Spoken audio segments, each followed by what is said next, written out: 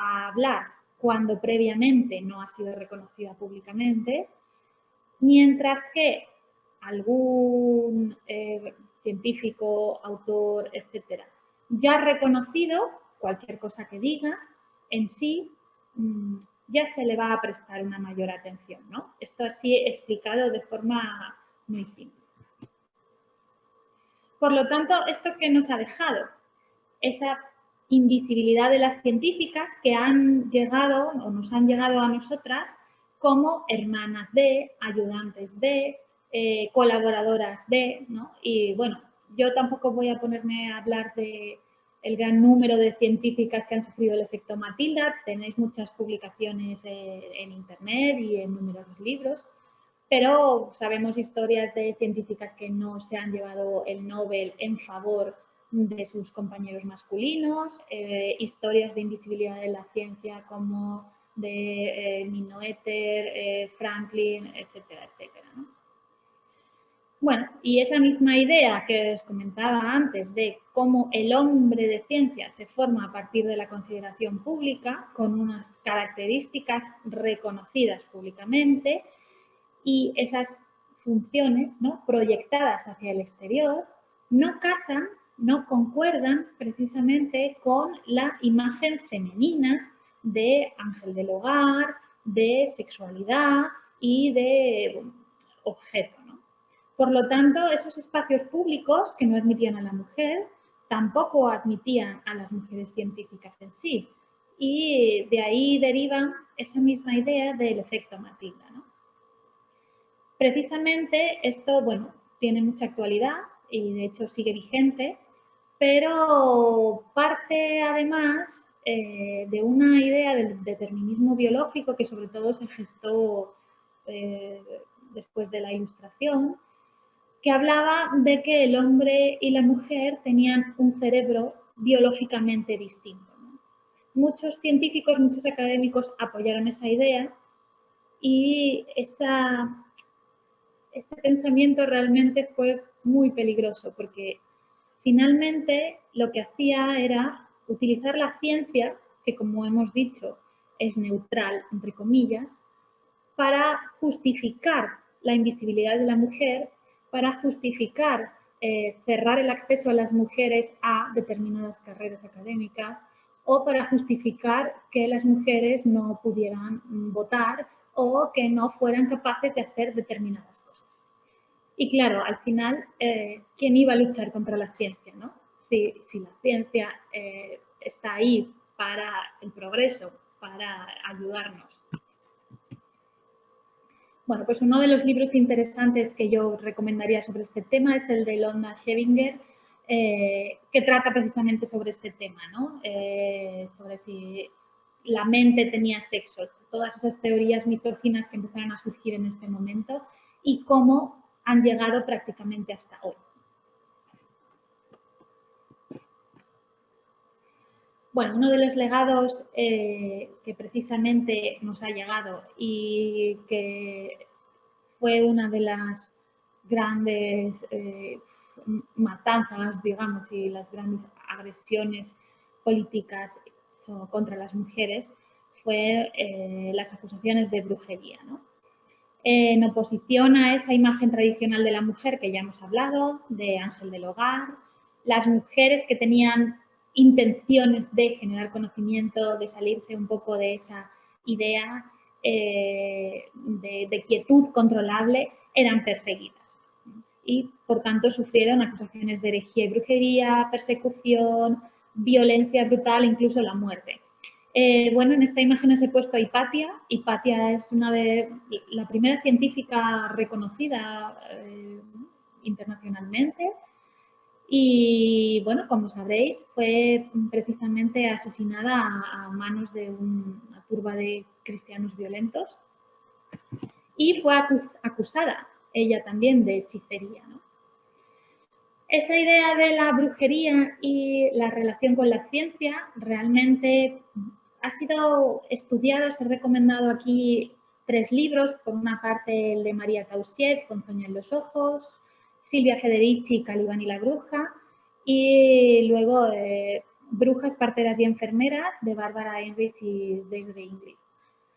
Esa idea de la brujería, la hechicería, venía precisamente de un pensamiento que se estaba gestando con la Edad Moderna, ¿no? De la institucionalización de la ciencia y de cómo los saberes femeninos, los saberes tradicionales, no tenían cabida dentro de esa institucionalización.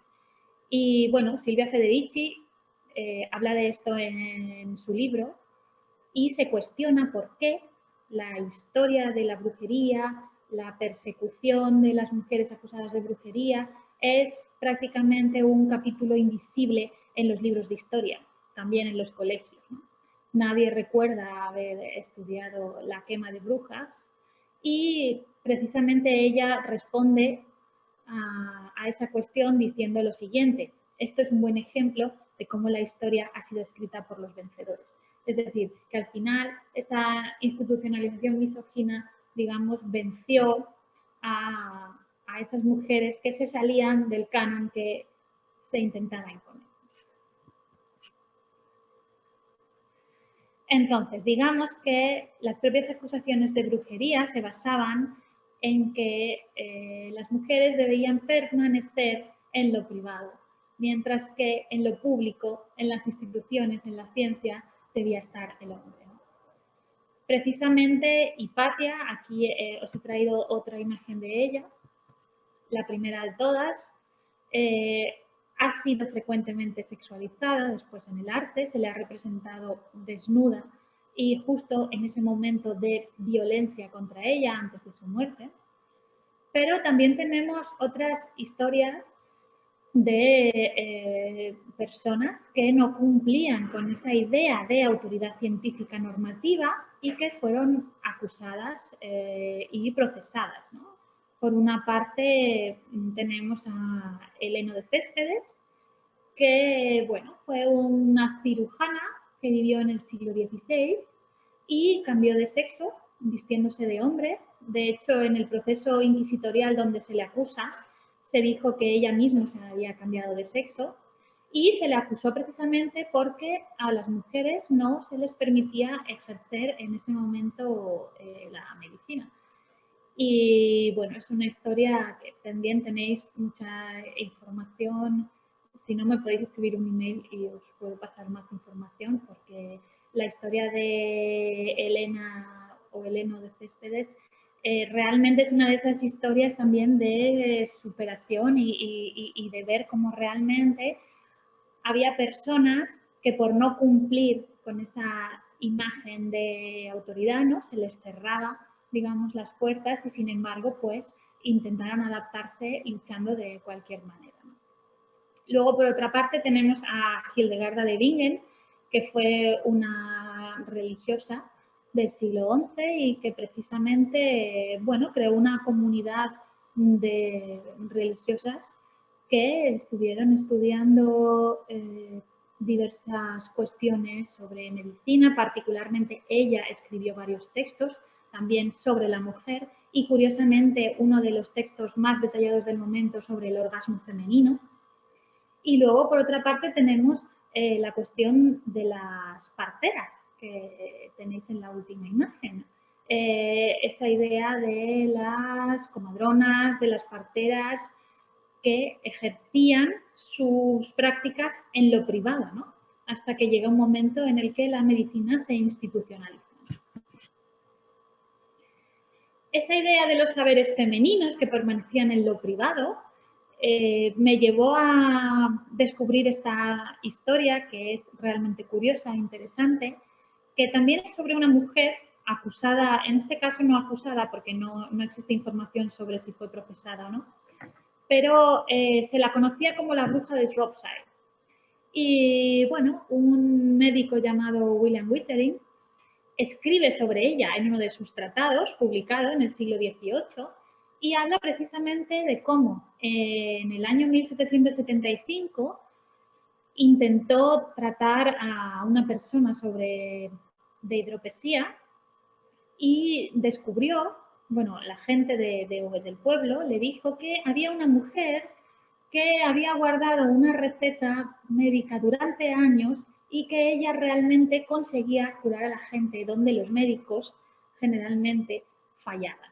Y entonces él mismo fue a buscar a la mujer para que le diera la receta y cómo había utilizado las plantas, en ese caso, para curar esa enfermedad, ¿no?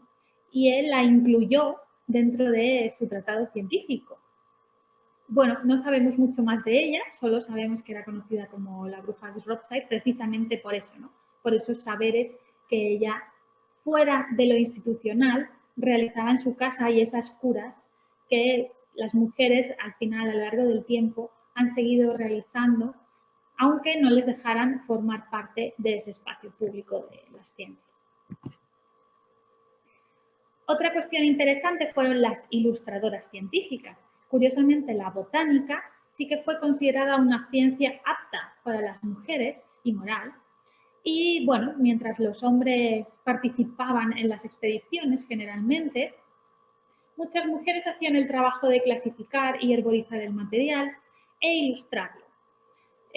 Los recursos que utilizaron las mujeres en muchas ocasiones fue participar en disciplinas más amables con ellas. Si no podían ser científicas, pues podían ser ilustradoras, traductoras, escritoras, herborizadoras, etc. ¿no? Sin embargo, con la institucionalización de las ciencias y sobre todo con la publicación de Linneo sobre la clasificación de las especies, que además relacionaba esa clasificación con los órganos sexuales, la botánica empezó a considerarse poco virtuosa para las mujeres, que acabaron saliendo un poco de esa idea de la participación en las ciencias botánicas, ¿no? Pero sin embargo siguieron ilustrando y siguieron dedicándose a la botánica a través de otras áreas más afines. Y en parte, principalmente, fue gracias al arte, ya que el arte fue uno de los medios que permitió a muchas mujeres adquirir agencia en el trabajo científico. Esto particularmente sucede en el contexto de la era victoriana británica. Hay muchísimas mujeres ilustradoras en esa época y utilizaron precisamente su destreza con las artes visuales, tomando clases de dibujo para señoritas o en ocasiones, bueno, si normalmente eran de clase social elevada, pues tenían tutores particulares que les enseñaban el arte del dibujo y ellas se dedicaban a la clasificación y la ilustración botánica. Una de ellas que me parece particularmente interesante es Anne Pratt, porque gracias a su trabajo, bueno, ella permaneció soltera hasta los 60 años, por lo tanto no tenía un marido que la mantuviese, y ella misma con su trabajo de ilustradora botánica fue capaz de mantenerse y esa fue su principal fuente de ingresos durante casi toda su vida.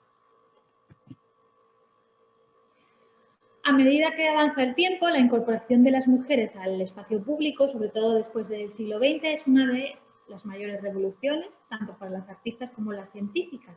Empezamos a ocupar los museos, las instituciones, progresivamente, de forma muy paulatina, y se produce esa división del trabajo público-privado en función del sexo de cada persona, pero, sin embargo, seguimos teniendo esa idea de que lo público es masculino y lo privado sigue siendo femenino. Es decir, esa revolución está un poco incompleta.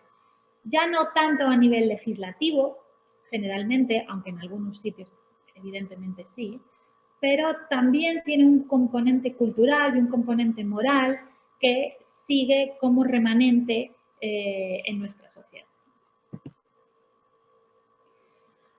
Bueno, esa idea de lo masculino como autoridad científica es evidente simplemente en los medios de comunicación, pero he traído aquí algunas historias, como por ejemplo la de Concepción Arenal, que se disfrazó de hombre para poder estudiar Derecho en la Universidad de Madrid. Bueno, esta historia tampoco se sabe si es cierta realmente, pero al fin y al cabo nos habla de esa idea que tenemos de lo masculino como autoridad intelectual, ¿no? María Teresa Toral, que era una química madrileña que luego además se hizo bastante famosa en México como grabadora,